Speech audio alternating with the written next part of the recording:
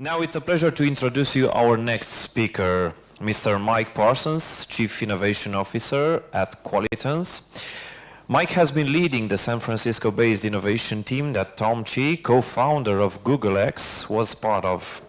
Before delivering many fascinating innovation projects, Mike led McCann and DDB Tribal as a managing director in Amsterdam, London, and San Francisco, where he won many awards. Cannes, Effie's, TED, David Ogilvy Awards. He is the Chief Innovation Officer at QUALITANCE, which is, by the way, a Romanian company, since 2016 when QUALITANCE acquired the San Francisco startup he founded.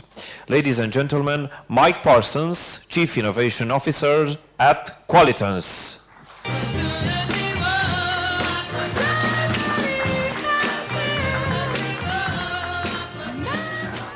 Hi everyone, how you doing? Oh, whoa. I know, have you all had the coffee? The coffee's great, it's just over here. So I'm going to ask again. Hi guys, how you doing? Great. All right, very good. Well, I'm so advanced today, I'm actually going to show you my presentation inside of a browser. Look at that. I'm very .com. I want to tell you about one thing, just one thing, that unlocks a world of opportunity. Because all of us are designing things, all of us are on a journey of innovation, okay? And I have some news for you. Innovation is really, really hard. In fact, if you're really trying to do something that's remarkable, if you're trying to do something that's actually mind-blowing for your customers, there's a very good chance you're going to fail. In fact, this guy, Clay Christensen, he's like the guru of innovation. He says that this true breakthrough innovation, 95% of it fails. So it's sort of like a mission impossible. So after 20 years of running around the world trying to do these innovative projects, I thought to myself, we got to get better odds than 95% failure rate. Who here agrees that that's just too bad? Like 95% failure, we're not happy with that. We're winners, right, Oscar? We're winners? Okay, so let's think to ourselves, how do we improve the odds, okay? And what I'm going to do is I'm going to ask you to go to a very dark place, okay? It's not Siberia in the winter. I'm going to ask you to go to your mind and imagine what happens when you're embarking on a brand new project. And this project is full of ambition. We're going to build massive cathedrals in Spain, okay? What actually happens? There's a little voice in our head. So now I want you to think of this next moment as a chance to confess, okay? Your deepest hopes and your deepest fears. Don't worry, I'm going to start the process, okay? So when I would start on these projects, full of ambition and hope, I had a little thing where I was like, I really hope there's a market for this thing that we're building. I really hope someone actually wants this thing. So I'm going to ask you guys, just a show of hands, whoever's had this little doubt or this little hope on a project? Show of hands when you started a project. Great. Those of you who have never had this experience, I need to meet you after this conference because I need to know what you're doing so well. Because really what's happening here is that we're hoping there's a market, but we're really fearing that we're building something that nobody wants. And even despite our greatest efforts on projects, we can give everything we've got. But most of the time we're sitting there like, I'm not sure. I'm sure when you were laying some concrete, Oscar and the team are like, oh my gosh, we don't know what's going to happen. But there's another part of this. Here's what starts to happen. Here's what starts to happen. Is we look inside our organizations and we look and we think, oh, I hope we've got the right team for this. You know, the classic thing I'm sure you all do in your organizations is one of those really big complex projects comes along, and what do? You're like, oh yeah, we have to give it to the A team, right? They're the go-to guys. But what we're really doing is we're all like, we've had that experience now. Again, a show of hands. Who here has been working on a project and had a little bit of a concern about the team that's working on the project, right? You're looking at the email exchanges and you're thinking, we're not shipping anything on this one, right? It's a little bit scary. Okay, all right, so we've confessed.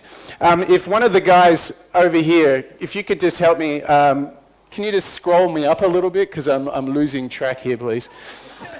I'm still thinking about those projects, so it must be what's happening. Okay, can someone scroll me up, please? Like this? Oh, other way, yep. Excellent, more down. Yeah, there we go. So, I've been doing this for 20 years, okay? Trying to create amazing projects, and then even, crazily enough, trying to do the marketing campaigns to go and tell the story to the world. And it's pretty stressful. This is actually a toupee. This is not my real hair. But I discovered one thing in the last 20 years, and I really want to share it with you. And what I want to do is start to break it down together so you can learn what the greatest innovators do, what the greatest design thinkers do, and put it into practice. Sound good? Yeah? You up for it? Okay. Here's the first truth. Great companies, truly great companies, are built on great products. I mean, you cannot imagine to be the world's greatest sporting team and think that they would have a terrible culture on the inside. Do you really think that Google built all these amazing things and it's complete chaos on the inside? Right? It can be a little bit stressful at Google. The reality is that if you want to build something great, you need to have a great organization too. Okay? It's very important. Because companies that do this, they have this really interesting characteristic. They create products that people love. There's a big market for their product. But they also have the right team. And our story today is all about how these things are so interrelated, how they go together. I am sure there is no way you're building a cathedral out of multicolored cement without a talented team. And here's the thing. These teams that create breakthrough products, there's actually a really interesting thing they do. And this is the next idea that I want to give you. And this is something that you can all do too. And it's empathy. Okay? Now, I know what you're thinking. Here's this Mike guy. He's like, campfire, we'll sing, we'll get the guitars, we'll sing Kumbaya. Right? No, that's not what I'm talking about. So I am talking about something that is about getting outside of yourself and actually caring about the people around you. In fact, what I propose to you, empathy is something you can do outside with your customers, and you can do it inside with your team members and your employees too. And what's really crazy is when you start doing this, you can start getting into the shoes of your customers, of your users, of your employees. And when you do that, when you live in their world, when you make that jump, something happens. You get to understand their feelings, their motivations, their deep, deep, deep desires, and then you can design to it. Right? Sounds pretty good. You're thinking, okay, Mike's been up here for 4 minutes. He's got this strange wonky PDF presentation that doesn't scroll correctly. I think I've got the empathy word. I'm out of here. I'm good. So here's the catch. It sounds ridiculously easy, doesn't it? Hey, just be empathetic, care about stuff, by the campfire, right? Well, the reality is it's not easy. And in fact, very few companies do it. So what I would like to do is show you one of the greatest companies on the planet that does it, and then I'm actually going to show you some tactics and some tips on how you can do it too. You guys still with me? Yeah? All right. So let's talk about it, Airbnb. All right? Great company. Let's talk about what they do inside with employees, all right? And then let's talk about what they do outside with their customers. Because here's the thing, great design thinking is not something that just makes the product, it makes the organization too.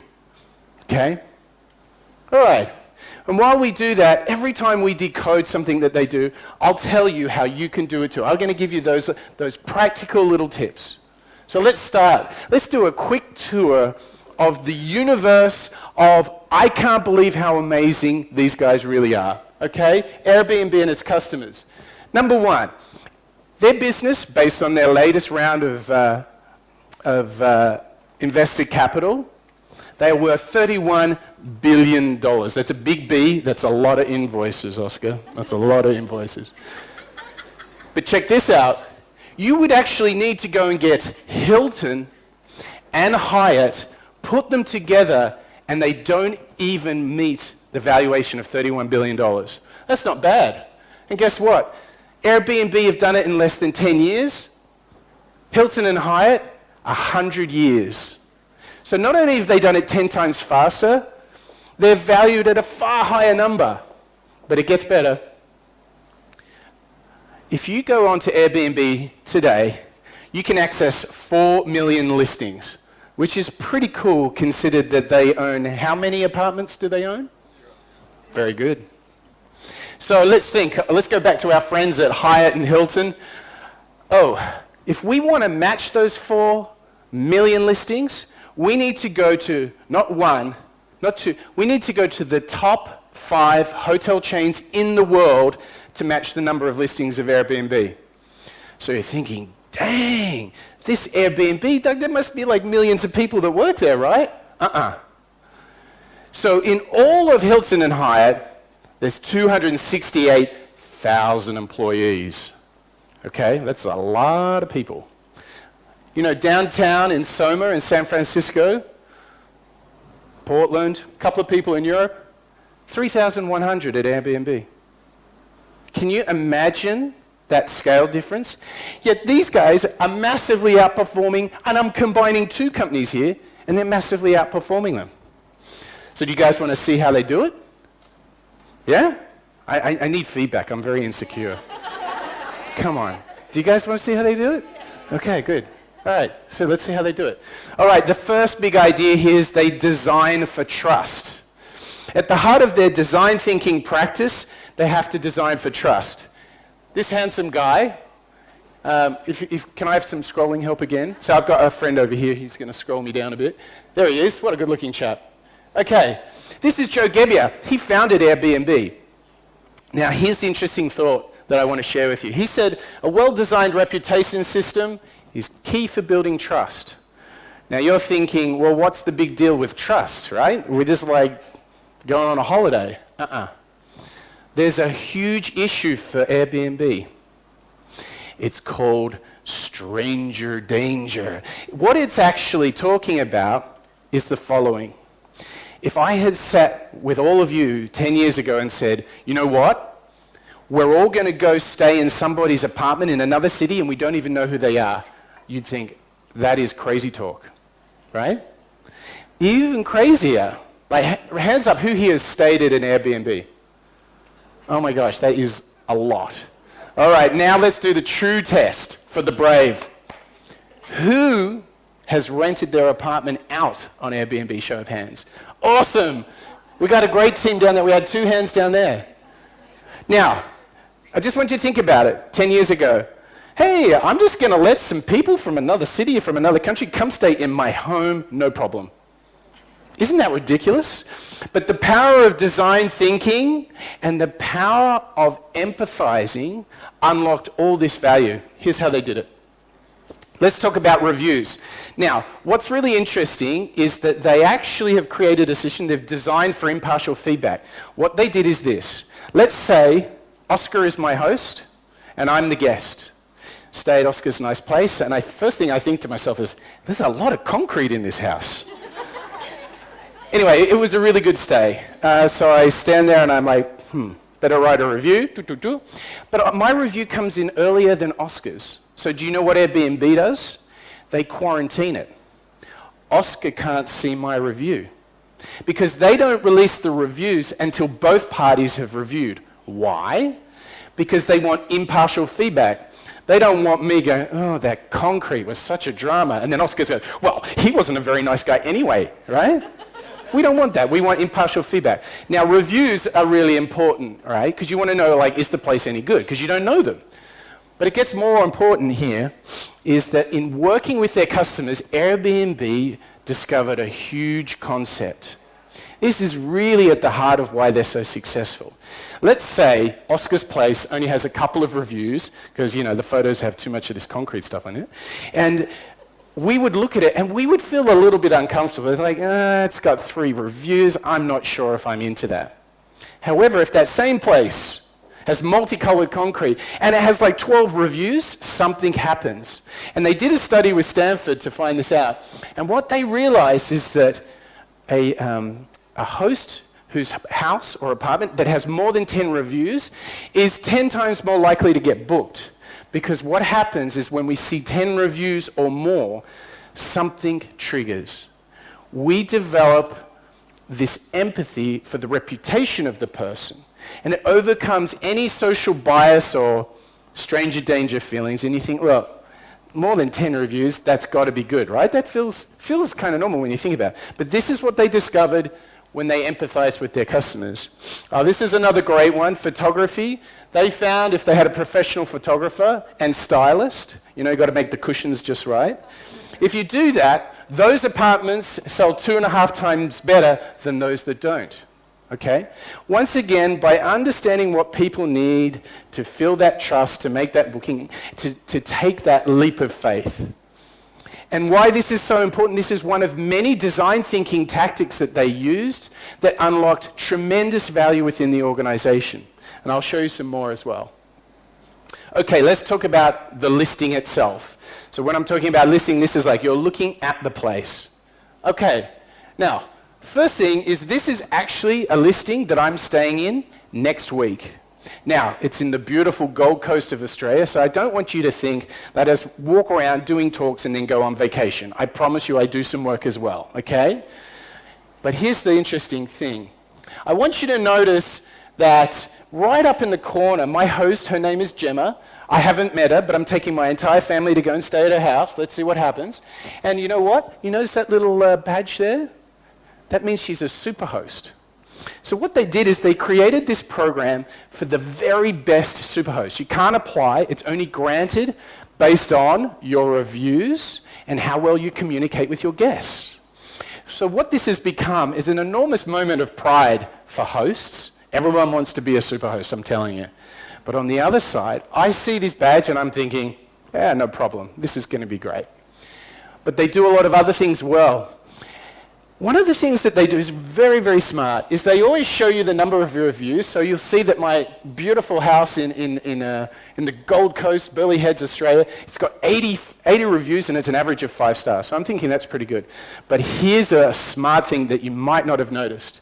They use social proof. I want you to notice what was on the listing here. They say 728 travelers saved this place. They didn't stay there. But it's such good social influence design because I'm going, well, there's 80 reviews, but then I'm like, wow, like a lot of people are bookmarking this apartment. Like, this is confirming to me it's okay to take the leap. Now, here's a great one. Okay, I want you to go back and imagine, you know when you've got a product or service and you get home and it's not working, and you think to yourself, if you're old like me and you still want to use a telephone, you want to call the company, right? Hands up here who's had that thing where you go to find the telephone number for support and you're like, you can't find it anywhere. It's like they're hiding the telephone number because the company doesn't want to call. It's very expensive. It's $35 per call and it's customer support and it's not a revenue creator. It's cost on the P&L, right? So who's had that experience where you just can't find the contact number? So in America, when I moved there, it was like, you know, everything would go wrong and you want to call people. I found that there was a website that sole business was displaying the contact phone numbers, the support numbers for companies, because they all make it so hard to contact. But this is not how Airbnb does it. So they know that we want to reach out. So not only do they make it a moment of contact at every single point, check out this crazy stuff. They tell you, for the person that you would be contacting, in this case it's my host Gemma, her response rate, like does she actually get back to you? And they'll even tell me that how likely and how quickly she is to get back to me. So I know she always gets back to people in less than an hour. I mean, think about the trust that I'm like, all right, this is sounding pretty good. Now, it's not only that in all of this, that they're thinking about us as the customer, as the guest. They're also thinking about their host. This is the design of how all of us look when we raise our hand to say we want to stay somewhere. And actually, this is the exercise that Airbnb went through. They were like, this might not be working so well with our hosts. So they reimagined the way they profile us internally. We never see this. This is how they profile us to the hosts. And think about it. Who would you like to have staying at your place? So they're doing it right through. Okay, quickly. Customers and you, how can you do it? I'm going to skip a few slides here and get into something that's essential. Okay. I want you to now think that it's your job to create the next Airbnb or just apply this to the next project you're working on. The first thing is I don't want to have any more guessing, right? Gone are the days of guessing if something's going to work or not. The answer is you need to validate. You need to discover if it's going to work. So the first thing is ideas do not live in PowerPoint, okay? Be gone with that. They don't belong there. They belong in the hands of your customers. And how do you actually find out if there's magic for a customer? The next concept you have to understand is direct experience. If you want to know if you've really got something, you need to allow customers to interact, to touch and feel a low fidelity prototype, and you will have magic on your hands. Here's what it looks like. If I could have some scrolling support again, please. Okay, over here, this is a team of people prototyping biometric security for a top 5 bank in America, right? That's what it looks like. Over here, this is Jonathan. He's the head of design at Levi's. This is him creating a brand new whole feature line of garments and collection for Levi's. Have a look at this. This was a great project. This here is one of the world's greatest interventional pulmonologists, so sort of lung cancer doctors. And here we are prototyping a completely new way to be diagnosed and treated for lung cancer. And do you know what the big secret is for your prototyping? It's in that picture. Do you see it? It's pink hula hoops. You got to have pink hula hoops. It doesn't work if you don't have the pink hula hoops. Now over here, this is us prototyping with customers to reimagine the cooking experience for luxury kitchen appliances. Do you notice the theme here? This is all about making low fidelity prototypes and working with your customers. Don't guess. Don't go crazy and think, hey, it's in PowerPoint. Geez, it looks great in PowerPoint. We're gold. No. Bring it to life with your customers and you'll find all the answers there. Okay, I go quickly because I'm getting all sorts of time signals. It's like they're doing sign language at me. But the good news is before he did 4, but now he just gave me 7. So we've got longer together. That's great. Okay, so you're thinking, Mike, how do I do this? How do I do this? Okay, well, this is exactly the principles and the tactics, the activities that Airbnb uses, and you can use it too.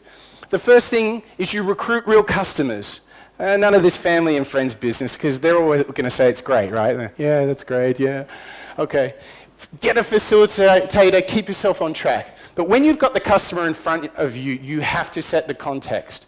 What you need to do is you need to give them a goal or a task. This is essential. And once you let them try and achieve their task, onboarding, logging in, pouring cement, it doesn't matter, they all work. I want you to really pay attention to this next thing. You don't sell a prototype. Design thinking is not pitching anything at all. You just watch, listen, learn, observe, and whatever you do, don't lead the witness. Because leading the witness, yeah, of course, if I barrage someone enough, they'll say, yeah, it's a nice prototype. But that's not helpful. And here's the magic that I can give to you today. If you do this process, create a prototype, create the direct experience, and actually have customers working with these prototypes, and then you reflect on what you learned, and then very quickly you do it again and again and again. It's like the magic of compound interest. It will totally change the game. You'll reduce the risk of failure, and you'll see the true delight of your customers. If you're really good, what you'll do is you'll not only solve one set of problems for your customer, you'll start finding that there's a bigger set of problems for you to go and solve. There's a whole bunch of materials you can use. I'll get in too much trouble if I talk about those. I need to get to a reason why people don't like products, okay? The reason that products fail so much is people don't evaluate. So I'm going to give you a magic formula that you can do, that you can actually use to evaluate your next product. Are you ready for it? I've got to go quick. Here we go. The story is this. We are crippled by the endowment effect. Customers love the status quo. They don't like change. So when you introduce something new to them, they're like, oof. I mean, think of it. Hands up, who are the iPhone users here? Okay, all of you. I want you to imagine, now you're going to use an Android phone. You're going to switch. Imagine the pain. Yeah, iMessage, oh my God. This is what we call switching costs. Customers hate it, right? And they kind of love what they got. But here's the catch. On the other side, all of us design thinkers and creators, we're very excited. We've got the next big thing. We've worked day, night, weekends. We've slaved. We're in love with this thing, this widget. It's definitely maybe 2 or 3% faster, bigger, and better than the one we did before. But we become sort of blind. And we become really blind to this truth. The customers see more losses than gains when you introduce a new product to them. You want some proof? This is a survey that Bain did. They got all these big CEOs together. They said, how many of you deliver superior customer service? 80% are like, yeah, we deliver top-notch service. Excellent. So then they're like, okay. They went and asked their customers of the same companies. Only 8% of the customers agreed. This is the endowment effect in action. Okay? So don't go drinking your own Kool-Aid. Okay, quick formula if you want to actually break this down, and I know, hey, we're in Romania, so you're all good at math. This is what it's going to be. You have to compress the amount of behavior change, right, that you ask of your customers. You want to cost less time, less money, less effort. And over here are the hidden, this is called the dark arts of design thinking, I promise. What you don't want to do is impose the following things on your customers, okay? You don't want to make brain cycles go over the top. Classic thing, you get a big television home, you pull it out of the box and there's like lots of cords, and then there's some more cords, and then you don't know where the cords go, and then there's like this thing and it stands on here and the big thing here. Of course, the first thing you did is you threw the manual over there and you're not even looking at that. Halfway through you're like, better go get that manual again, right? And then you bring the manual back and you've got the television and you're like, whew, give him an espresso, keep going. But the reality is at a certain point you're like, it's just too much. Who's had that issue? Who's had that experience when you've got a brand new product home, right? And you're trying to get it to work and you're like, please, Lord, okay? This is where your brain cycles are just blowing out. You've got to keep that stuff down. The next thing you've got to keep in mind is social deviance, all right? That's not talking about me, by the way. See this? I kind of look a little weird. In fact, I kind of feel stupid. And that's exactly what the customers said at Segway. They developed the product in complete secrecy. They come out with this amazing thing, everyone gets on it and goes, well, you know, I got a bit of a problem because it doesn't go upstairs and there's no charging cables. But the big thing is I kind of look stupid, so no one bought it. The other thing is routine. Don't mess with customer routines. They love their routines. You mess with that stuff, you're in big trouble. Okay, I'm going to go really quickly, I promise. So he just said 1 and a 0. This is what Airbnb does internally to create this magic, okay? Can you guys give me 2 more minutes? Yeah. Okay, thanks. See, just 2. Please love me. Okay, no surprise, Airbnb was rated the best place to work in 2016 in the US by Glassdoor. Okay? So they're sort of revolutionizing the world for their customers, and it ain't such a bad place to work. By the way, this is their atrium foyer, which is rather nice. They're so crazy about their culture internally, they actually publish their employee survey results. Hands up here, who works at a company that publicly publishes the employee survey satisfaction? There we go, we got like 1.5, I think there. Okay, so they have an amazing culture, trust me. What was really amazing is they go to one of the world's biggest investors, smartest business guy on the planet, first investor in Facebook. And they're like, they go to Peter Thiel and they're like, give me the wisdom. I'm at the fountain. And they're thinking like, business models. And he's like, don't fuck up the culture. So, let's go find how they did it. And I'm going to be really quick now. First of all, they repositioned the HR officer. There's no HR officer.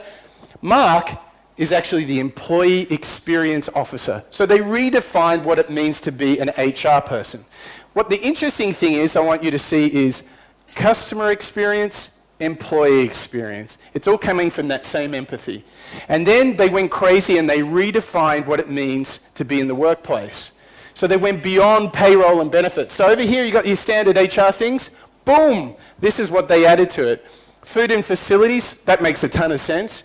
But then they introduced two teams that changed the game.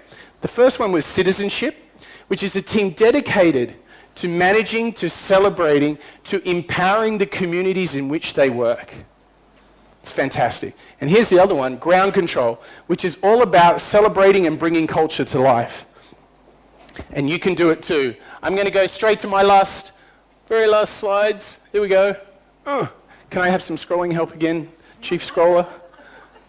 Where did I go? Oh, a bit more. Keep going. Stop. There, that one's great. Okay, here we go. You got to hire based on values. Let's just steal from Airbnb. You know what? You pass your functional test. You do 2 culture interviews to see if you're a cultural fit with the organization. Their management team, this is how they work by their values. Their management team meets, and then 24 hours later, you know what they do? They send out the notes to everyone. Everyone in the company gets the notes from their executive team meeting. And lastly, they have ground control, which is a great idea, which is all about the celebrations and the spaces that they have, that they can come together and celebrate positive contribution behavior. So, this is really it. Great companies are built on great products. So I want you to go out and not only delight your customers with your design thinking, I want you to go and engage the employees, your peers, your team members as well. Because if you do this, if you embrace design thinking in its most holistic form, if you just care about the people that you're working with, the staff, the employees, your partners, your community, your business will thrive. Thank you.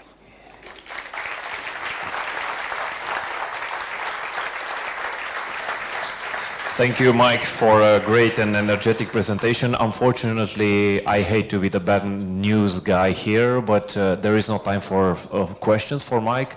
But if you have your own questions for Mike, please use the lunchtime to directly address them to them. Acum revenim puțin la limba română, pentru că următorul nostru speaker este o persoană vorbitoare de limba română.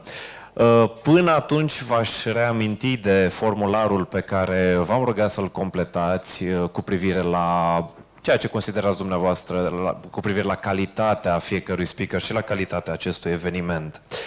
Acum am plăcerea să invit în fața noastră